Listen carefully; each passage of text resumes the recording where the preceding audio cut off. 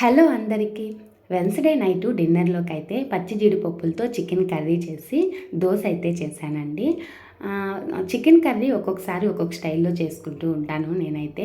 ఈరోజైతే చాలా ఈజీగా కర్రీ అయితే చేసేసుకున్నాను. ఆనియన్స్, టమోటాలు, పచ్చిమిరపకాయలు, తెల్లగడ్డ, అల్లం వేసి మెత్తగా పేస్ట్ చేసేసుకొని ఆయిల్ వేసుకొని కరివేపాకు, ఆ పచ్చి జీడిపప్పులేసి కాసేపు ఫ్రై అయిన తర్వాత ఈ మసాలా కూడా వేసి మసాలా బాగా ఫ్రై అయిన తర్వాత శుభ్రంగా కడిగి పెట్టుకున్న చికెన్‌ని వేసుకొని కాసేపు బాగా ఉడకనిచ్చేసుకొని చికెన్ అంతా ఉడికిపోయిన తర్వాత గరం మసాలా వేసి స్టవ్ ఆఫ్ చేసేసుకున్నానండి.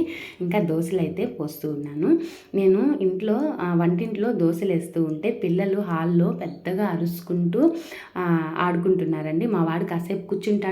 తర్వాత మళ్ళా వాళ్ళ అక్కతో ఆడుకుంటూ ఉంటాడు. చూడండి, ఇంట్లోనే అన్నీ స్టార్ట్ చేసేస్తారు మా వాళ్ళ ఆటలు. సమ్మర్ హాలిడేస్ కదా, మరి ఎక్కువ ఆడుకుంటున్నారు ఇప్పుడైతే. ఈ వీడియో నచ్చితే లైక్ చేయండి.